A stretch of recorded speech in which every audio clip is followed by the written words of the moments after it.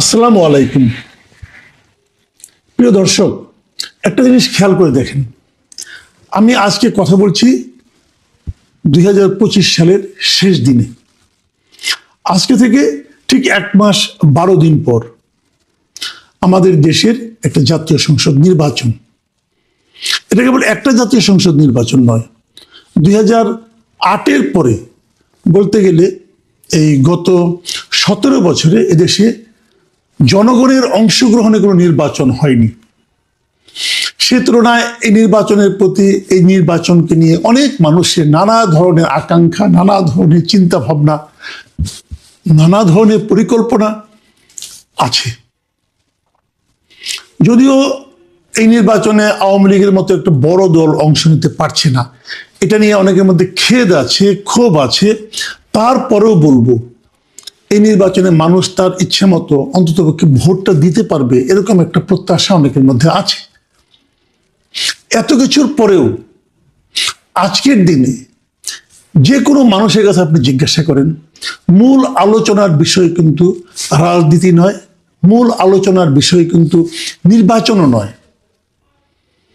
আজকের দিনে দলমত নির্বিশেষে সবার আলোচনায় বেগম খালেদা জিয়ার দাফন, বেগম খালেদা জিয়ার জানাজা এবং বেগম খালেদা জিয়া নিজে, যে মানুষটা একদিন আগে ইন্তেকাল করেছেন, মারা গেছেন, তাকে নিয়ে তার মৃত্যুর পর থেকে আলোচনা যে চলছে সেটা কমছে না এক বিন্দু। মানুষ তাকে নিয়ে কথা বলছে। কেন? কি এমন করেছেন উনি? গত কয়েক বছর তো নাকি জনসমক্ষে তেমন একটা দেখাও যায়নি। ভাবুন একবার, গত প্রায় 7 বছর ধরে উনি কিন্তু মানুষের সমস্ত রাজনৈতিক কর্মকাণ্ডের বাইরে অবস্থান করছেন। সেভাবে দেখলে উনি জেলেও গিয়েছেন, সর্বোচ্চ আদালত ওনাকে সাজাও দিয়েছেন। তারপরেও দেশের মানুষ ওনাকে ভুলতে পারছেন না, দেশের মানুষ ওনাকে ভালোবাসছেন, দেশের মানুষ ওনার জন্য কান্না করছেন। আজকে হলোটা কি? আজকে ওনার জানাজা হলো, দাফন হলো। সিম্পল খেলে একটা কথা বলি, ওনার এই জানাজায় সময় ওনার প্রতি শ্রদ্ধা জানাতে আমাদের প্রতিবেশী প্রায় সব দেশ তাদের প্রতিনিধি পাঠিয়েছিলেন। উনি কিন্তু রাষ্ট্রীয়ভাবে কেউ না, এখন উনি রাষ্ট্র ক্ষমতায় নেই। তারপরেও ওনাকে শেষ শ্রদ্ধা জানাতে ভারতের পররাষ্ট্রমন্ত্রী এস জয়শঙ্কর নিজে এসেছিলেন। ভারতের পররাষ্ট্রমন্ত্রী কিন্তু মানে খুবই ব্যস্ত একজন মানুষ, তাই না? সারা দুনিয়ার ওনার যোগাযোগ, সেখানে উনি বাংলাদেশে এসেছিলেন। উনি নিজে এসেছিলেন। পাকিস্তানের পার্লামেন্টের স্পিকার সর্দার আয়াজ সাদিক, খুবই গুরুত্বপূর্ণ একজন ব্যক্তি।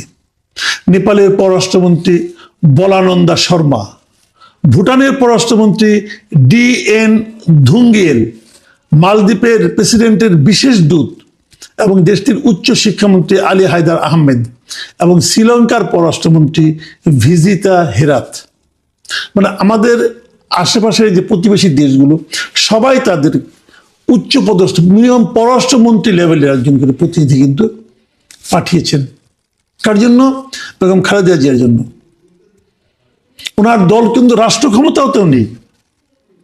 ওনার জন্য ওনার জানাজায় অংশ নিয়েছেন খোদ দেশের প্রধানমন্ত্রী, প্রধান উপদেষ্টা, দেশের প্রেসিডেন্ট এসেছেন। 3 বাহিনী ওনাদেরকে সম্মান জানিয়েছেন। মানে এমনটা কিন্তু খুব কমই হয়। কিন্তু উনি কে? উনি মানুষের হৃদয়ে ছিলেন। দেশের মানুষ হৃদয়ে দিয়ে ওনাকে ভালোবাসতেন। দেখুন ওনার জানাজায় কত লোক হয়েছিল, এটা আমি কিন্তু মানে সংখ্যাটা আমি হিসাব করতে চাই না, তো সংখ্যাটা ইম্পর্টেন্ট না।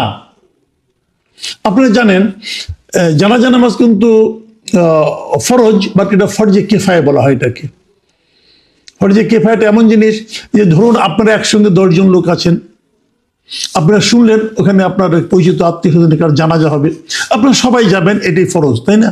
কিন্তু যদি কেউ ব্যস্ততা থাকেন, যদি ওই 10 জনের মাঝখান থেকে 2 জন যান, মানে এই গ্রুপের থেকে একজন প্রতিনিধি যান, তাহলে কিন্তু এই গ্রুপের আর কোনো অপরাধ হবে না, সবাই আদায় হয়ে যাবে। এটাই ফরজে কিফায়া। তার মানে সবারই সেখানে যাওয়ার বাধ্যবাধকতা কিন্তু নেই। এটা সবাই জানেন, যারা জানাজা নামাজ পড়েন তারা সবাই জানেন। বাধ্যবাধকতা নেই জানার পরেও এত লোক কেন?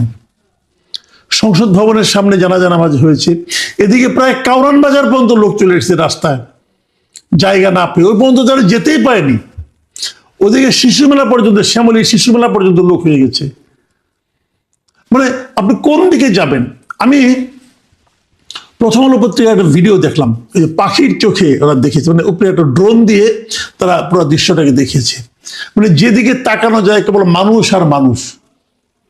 এই যে এত মানুষ, তারা জানে যে এই নামাজটা যদি তারা নাও কায়েম করে, তার পরিবারে অন্য একজন যায়, তার বন্ধু বান্ধব আরেকজন যায়, তাহলে তার কোনো অপরাধ হবে না, গুনাহ হবে না। তারা জানে, তারপরেও তারা কেন এসেছেন? ভালোবাসার জন্য এসেছেন। তারা বোঝাতে এসেছেন, অথবা তারা নিজেকে বোঝাতে এসেছেন যে তারা খালেদা জিয়াকে ভালোবাসেন। অথচ ভাবুন তো একবার, আমি একটা হাইপোথেটিক্যালি আপনাদের একটা কথা বলি, আর আপনারা এর মধ্যে আবার দয়া করে রাজনীতি খুঁজবেন না। আমি আমার উপলব্ধি থেকে বলছি, ধরা যাক হাইপোথেটিক্যালি এখনো যদি শেখ হাসিনা ক্ষমতায় থাকতেন এবং এই সময় যদি খালেদা জিয়া মারা যেতেন, তাহলে এমন একটা জানাজা কি হতে পারতো? পারতো? বলেন কেন পারতো না? নানা কথা শোনা হতো। এই যে সংকীর্ণতা, এই সংকীর্ণতার ঊর্ধ্বে আমরা উঠতে চাই। আজকে শেখ হাসিনা দেশের বাইরে আছেন, ভারতে আছেন। যে দেশ ওনাকে আশ্রয় দিয়েছে সেই দেশের পররাষ্ট্রমন্ত্রী নিজে এই জানাজায় অংশ নিতে এসেছেন। উনি তো অংশ নিতে পারবেন না, হিন্দু মানুষ, উনি ওনার শ্রদ্ধা জানাতে এসেছেন। এটা দেখে ওনার মনে কি, শেখ হাসিনা মানে কি চিন্তাটা হচ্ছে? উনি কি এখনো ভাবেন যে খালেদা জিয়া এতিমের টাকা মেরে খেয়েছেন? উনি কি এখনো ভাবেন যে ওনার মৃত্যুটা ওনার মানে এর চেয়ে বেশি শাস্তি ওনার প্রাপ্য ছিল, অথবা এরকম শাস্তি ওনার প্রাপ্য ছিল? নিম্ন আদালতে যেটা 5 বছর হয়, উচ্চ আদালতে যে বেড়ে 10 বছর হয়ে যায়, উনি ভাবেন এখনো ওটা সঠিক ছিল? আমি গেলে এই জিনিসগুলো বলি সবাইকে যে দেখুন, রাজনীতির জন্য এমন কিছু না হয় যা নাকি মানুষের মানবিক অনুভূতিগুলিকে ভোতা করে দেয়। আমরা ওই দিকে যেতে চাই। আমরা আগামী দিনগুলোতে এই নমুনাটা আমরা জারি করে রাখতে চাই। দেখুন, উনি একজন মা তো না, উনি একজন বয়স্ক মহিলা ছিলেন, তারপরে ওনাকে জেলে যেতে হয়েছে, জেলে পাঠানো হয়েছিল, খুব জরুরি ছিল। এই ধরনের এর চেয়ে বড় অপরাধ করে কি মানুষ এদেশে কিছু হয় না? ওনারটা অপরাধ কিনা সেটাই তো সন্দেহ। বোঝাই যাচ্ছিল এটা কি ধরনের মামলা। আমরা দেখুন, ওনার আমি আরেকটা জিনিস লক্ষ্য করলাম, আমার খুব টাচি লেগেছে এটা আমার কাছে, যে যখন ওনার লাশটা কবরে নামানো হলো, তারেক রহমান নিজে কিন্তু কবরে নেমে গেছেন, মায়ের লাশটা উনি নামিয়েছেন। উনি নিজে সব মানুষের উপস্থিত সকলের কাছে ক্ষমা চেয়েছেন ওনার মা হয়, যেটা নাকি আমরা ইসলামে দেখি যে কেউ মারা গেলে তার বড় সন্তান যে সবার কাছে ক্ষমা চান, যে যদি ওনার কারণে কেউ কোনো দুঃখ পেয়ে থাকেন যেন ওনাকে মাফ করে দেন, যেন ওনার কাছে যদি কারো কোনো দেনা পাওনা থাকে সেটা উনি দিয়ে দিবেন, এই প্রতিজ্ঞা করেন। এটা আমরাও করেছি, আমাদের বাবা মা তো মারা গেছেন, আমরাও দেখেছি, করেছি। তো সেই কাজটা কিন্তু একজন সাধারণ মানুষের মতো কিন্তু তারেক রহমান করলেন। আমার কাছে খুব ভালো লেগেছে দৃশ্যটা আমার কাছে দেখতে। আমি জানি ওনার কি কষ্ট হয়েছে, নিজের মাকে কবরে শোয়াতে মানুষের কি কষ্ট হয়, এটা আমরা জানি। কিন্তু আমরা তো দেখলাম জিনিসগুলো, যে এইটাই হলো গিয়ে একটা মানবিক বৈশিষ্ট্য মানুষের। দেখুন, আমি দুটো কথা বলে শেষ করি। প্রথম আলো রিপোর্টে দেখলাম, প্রথম আলো রিপোর্টার ওখানে যাচ্ছিলেন, যাওয়ার সময় ওনার সঙ্গে 2জন লোকের সঙ্গে কথা বলেছেন। দেখুন, উনি প্রথম আলো রিপোর্টার লিখছেন যে হাঁটতে হাঁটতে কথা হয় বেসরকারি চাকরিজীবী আমিরুল ইসলামের সঙ্গে। শাহবাগ এলাকা থেকে হাঁটা শুরু করেছেন তিনি।